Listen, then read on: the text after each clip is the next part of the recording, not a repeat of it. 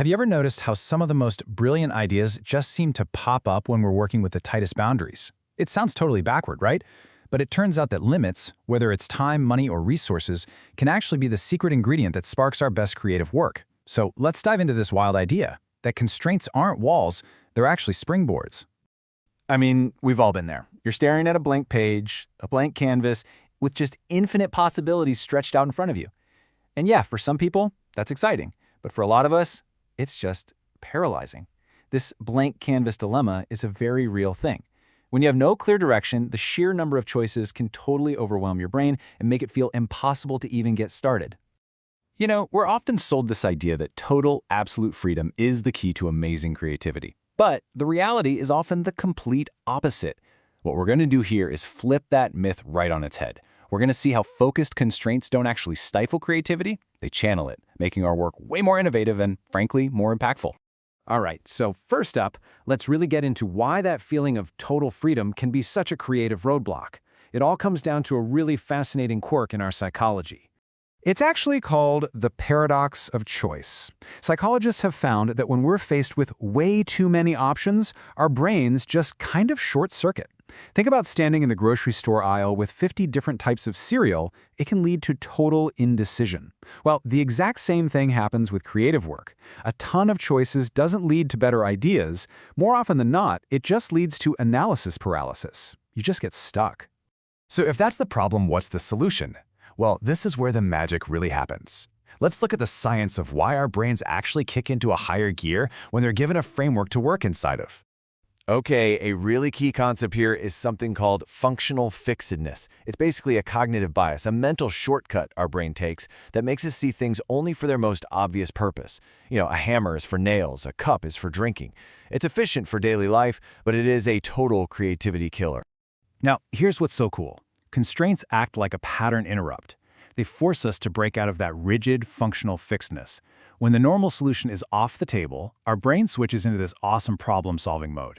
It activates lateral thinking, making us ask, okay, what else could this be?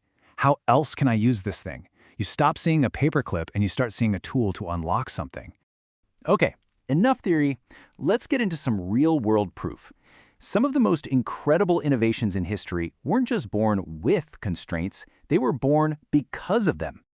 Just picture this for a second. You're floating in space, hundreds of thousands of miles from Earth. An oxygen tank explodes, and now the carbon dioxide levels inside your tiny spacecraft are rising to lethal levels. This was the terrifying reality for the crew and engineers of the Apollo 13 mission. The pressure was unbelievable, and their options were dangerously limited. The engineers back on Earth had to figure out how to fit a square filter into a round hole using only the stuff the astronauts had with them. And look at this list. We're talking about cardboard, plastic bags, and duct tape. These weren't high-tech parts. This was basically space garbage. The extreme constraint forced them to be radically, brilliantly inventive. And this quote, it just says it all. This wasn't a game. It was life or death. That ultimate constraint, survival, unleashed one of the greatest feats of engineering improvisation in human history. They didn't just solve a problem. They basically MacGyvered a miracle. All right, let's totally switch gears. From outer space to a bookshelf. What do you think this number represents? 50. It's not a budget, it's not a deadline, it was a creative bet. That's right. Dr. Seuss's publisher challenged him, bet him, he couldn't write an entire book using a vocabulary of just 50 different words. Now, this incredibly tight, self-imposed artistic constraint didn't hold him back. It focused him. And the result? Green Eggs and Ham, one of the best-selling and most iconic children's books of all time. And I mean, the examples are everywhere once you start looking. Twitter's original 140-character limit literally created a new way to communicate. Southwest Airlines' decision to use only one type of plane, the Boeing 737, was a huge constraint that became their massive competitive advantage. And the tiny memory on early video game consoles, it forced developers to invent the entire aesthetic of pixel art. It's amazing. Okay, so how can you actually apply this powerful principle yourself? The key isn't to just wait around for a crisis to happen. It's about deliberately and strategically using constraints to do better work. But first, we have to get one thing straight. There's a huge difference between a productive constraint and a destructive restriction. Think of it like this. A good constraint is like the lines on a soccer field. It gives you boundaries, but inside those lines you have total freedom to play the game however you want. A destructive restriction, on the other hand, tells you exactly where to run and when to kick. Good constraints create energy. Bad ones just feel like a punishment.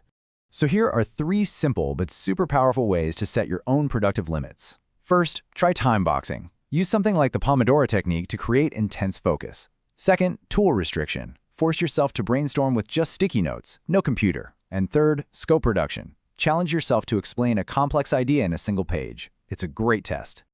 And hey, this isn't just for big work projects. You can totally apply these ideas to your daily life. Set digital boundaries, like no email after 6 p.m. to reclaim your evenings. Reduce small daily decisions, like having the same breakfast every day, to save your brain power for the big stuff. Or even try a minimalist rule like 1 in, 1 out, to be more intentional about what you own. So as we wrap all this up, the big takeaway is this. Freedom isn't the absence of structure. In fact, in a lot of ways, true creative freedom is actually found within a clear and focused framework. I absolutely love this quote because it just captures the whole idea so perfectly. Limitations aren't a cage. They are the edges of the canvas. They're the rules of the poem.